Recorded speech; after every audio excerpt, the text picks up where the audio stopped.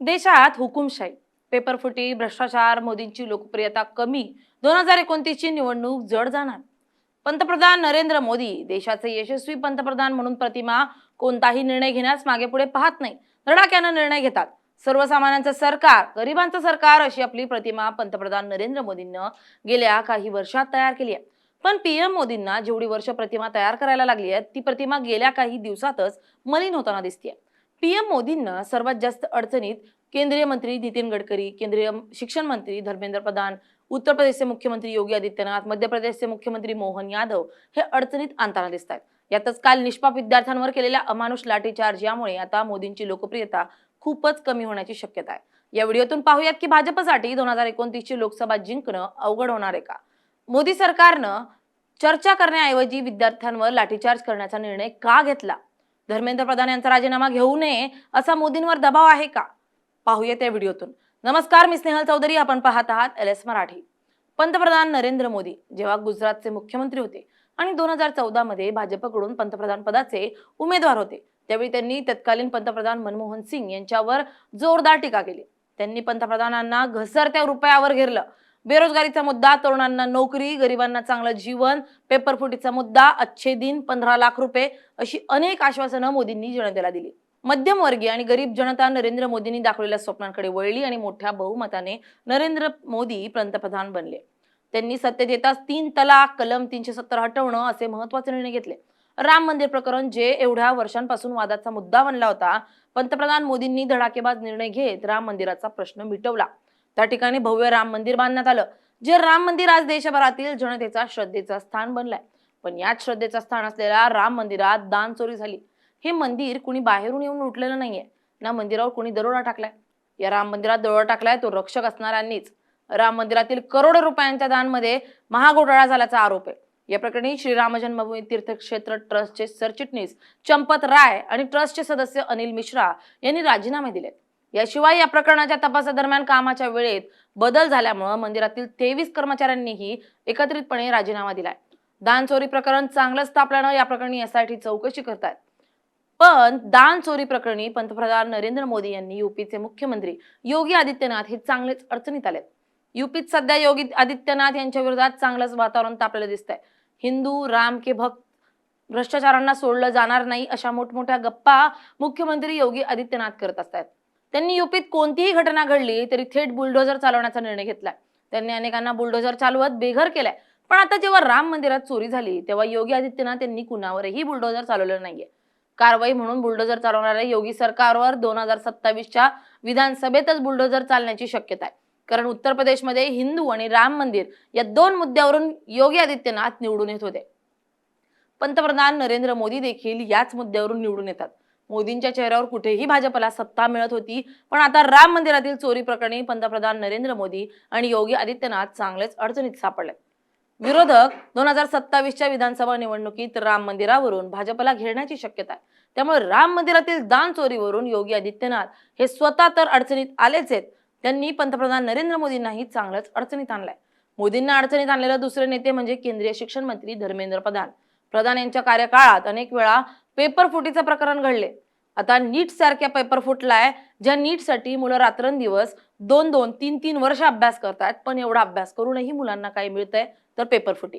पेपरफुटीमध्ये फक्त त्या विद्यार्थ्यांचं नुकसान होत नाहीये, तर त्या सर्व कुटुंबाचं नुकसान होत आहे. कारण मुला-मुलीला शिकवण्यासाठी त्या वडिलांना रात्रंदिवस मेहनत करावी लागते. कोणतीही परिस्थिती असो, तब्येत ठीक नसो तरीही कामावर जावं लागतं. त्या माऊलीला आपल्या गळ्यातील सर्व सोनं गहाण ठेवावं लागतं किंवा विकावं लागतं. त्या आई वडिलांना वाटतं आपण जे कष्ट करत आहोत ते काहीच दिवस, एकदा मुलगा मुलगी डॉक्टर झाली किंवा नोकरीला लागली तर आपल्या जीवनातील अंधार दूर होईल, आपले कष्ट कमी होतील, सर्व सोनं परत येईल. पण पेपरफुटी होऊन त्यांच्या सर्व स्वप्नांवर पाणी फिरतं आणि जीवन गडद अंधारात जातं. यावेळी धर्मेंद्र प्रधान यांच्यासारखे शिक्षण मंत्री नैतिक जबाबदारी घेऊन राजीनामा देत नाही. या अशा शिक्षण मंत्र्यांच्या राजीनाम्यासाठी सोनम वांगचुक आणि त्यांच्यासह इतर 3 विद्यार्थ्यांना 20 दिवसांहून अधिक दिवस आमरण उपोषण करावं लागते। देशभरातील तरुणांना दिल्लीत उपाशी राहावं लागते। पाऊस असो गरमी असो तरुणींना जंतर मंतर परिसरात उघड्यावर झोपावं लागतंय। त्यानंतर हे तरुण शांततेत संसदेकडे मोर्चा काढत धर्मेंद्र प्रधान यांच्या राजीनाम्याची मागणी करतात। यावेळी पंतप्रधान नरेंद्र मोदी संसदेतच असतात। जर मोदींनी ठरवलं असतं तर या तरुणांची भेट घेत त्यांचा रोष कमी केला असता, त्यांना आश्वासन देऊन समजूत काढली असती। पण 56 इंच अशी प्रतिमा असलेले मोदी संसदेतून निघून जातात। यावेळी पोलीस आणि इतर पथक तरुणांवर बंदूक ताणून उभे राहतात। पोलिसांकडून तरुणांवर अमानुष लाठीचार्ज केला जातो। पोलीस मुलगा आहे की मुलगी काहीच पाहत नाही। जसं जनावरांना मारलं जातं त्यापेक्षा भयंकरपणे तरुणांना मारलं जातं। यावेळी अनेक तरुणांना गंभीर जखमा झाल्यात। काही तरुणांना पोलिसांनी एवढं मारलंय की त्यांना जाग्यावरून चालताही येत नव्हतं। यावेळी देशातील खरी हुकुमशाही पाहायला मिळाली। संसदेकडे जाणारे कोणतेही आतंकवादी नव्हते ना, ते कोणत्या पॉलिटिकल पार्टीचे कार्यकर्ते होते ज्यांना एवढ्या अमानुषपणे मारहाण करण्यात आली आहे। या ठिकाणी फक्त धर्मेंद्र प्रधान यांची प्रतिमा मलिन झाली नाहीये, तर पंतप्रधान नरेंद्र मोदींचीही प्रतिमा मलिन झाली आहे। सरकारचे प्रमुख असणारे मोदी, तरुणांमध्ये प्रचंड क्रेज असणारे मोदी तरुणांना भेटण्याऐवजी त्यांच्याशी चर्चा करण्याऐवजी संसदेतून निघून जातात। तरुणांवर लाठीचार्ज करण्याचा निर्णय घेतला जातो। तरुणांवर लाठीचार्ज करण्याचा निर्णय कोणाचा होता असा प्रश्न आता निर्माण झालाय। हा अमानुष लाठीचार्ज करून जगभरात भारताचं नाव खराब तर झालंच आहे, पण पीएम मोदींनी तरुणांमधून आपला विश्वास, आपला क्रेज गमावलाय। त्यामुळे येत्या 2029च्या निवडणुकीत भाजपला मोठा फटका बसण्याची शक्यता आहे। नरेंद्र मोदींना अडचणीत आणणारे तिसरे नेते आहेत केंद्रीय मंत्री नितीन गडकरी। नितीन गडकरी यांना रोड मंत्री म्हणून ओळखलं जातं। त्यांनी देशभरात मोठे मोठे हायवे रस्ते तयार केलेत। त्यांनी रस्त्यात कोणताही भ्रष्टाचार होऊ देणार नाही असं म्हटलं होतं, पण महामार्गावरच खड्डे पडताना दिसतात। त्यांनी E20 इंधनाचा खूपच प्रचार केला होता, मात्र या E20 इंधनामुळे गाड्या खराब होत आहेत। लोकांना मोठा आर्थिक फटका बसतोय। इथेनॉलमुळे केवळ गडकरींच्याच मुलांचाच फायदा होतोय असा आरोप होतोय, पण इथेनॉलचा निर्णय केवळ नितीन गडकरींचा होता का? कारण इथेनॉल इंधन म्हणून वापरण्याचा निर्णय घेण्याचा अधिकार पेट्रोलियम मंत्र्यांना आहे। त्यामुळे या E20 इंधनाला पेट्रोलियम मंत्री पंतप्रधान नरेंद्र मोदी जबाबदार नाही का? जर इथेनॉलनं गाड्या खराब होत होत्या तर पंतप्रधान मोदींनी इथेनॉलचा निर्णय रद्द का केला नाही? जर भ्रष्टाचार होत होता तर ना खाऊंगा ना खाने दूंगा म्हणणाऱ्या मोदींनी खाण्यापासून का रोखलं नाही असा प्रश्न आता निर्माण झालाय। त्यामुळे या इथेनॉलच्या निर्णयात एकट्या गडकरींचीच चूक आहे का असा प्रश्न देखील निर्माण झालाय। मोदींना अडचणीत आणणारे चौथे नेते आहेत मध्य प्रदेशचे मुख्यमंत्री मोहन यादव। मोहन यादव यांच्यावर सध्या उज्जैन जमीन घोटाळा आणि इनसाइडर ट्रेडिंगचे सर्वात गंभीर भ्रष्टाचाराचे आरोप आहेत। मुख्यमंत्री मोहन यादव यांच्याकडे सरकारी पायाभूत सुविधा प्रकल्प आणि विकास आराखड्याची गोपनीय माहिती आधीपासूनच उपलब्ध होती।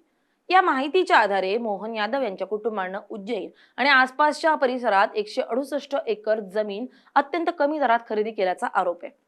आता सरकारी कामं तिथं आल्यानं या जमिनीचे दर प्रचंड वाढल्याचा आरोप आहे।